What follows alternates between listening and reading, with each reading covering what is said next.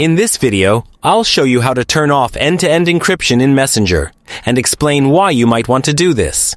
If you've ever had trouble accessing your messages on multiple devices or using certain Messenger features, this might be the fix you need. Let's get started. Open your Messenger application and then make sure that you are logged into your account. We will then tap on the 3 horizontal lines at the top left, which will then open this side menu for us. Tap on this little gear icon right here, which will then open the Messenger settings page, which is just what we need. Locate and open this privacy and safety option. And under the security section, we'll see this end-to-end encryption chats feature, which is just what we need. If I open this, you'll see a couple of options, and your job is to select the first option from the top, which is called Message Storage.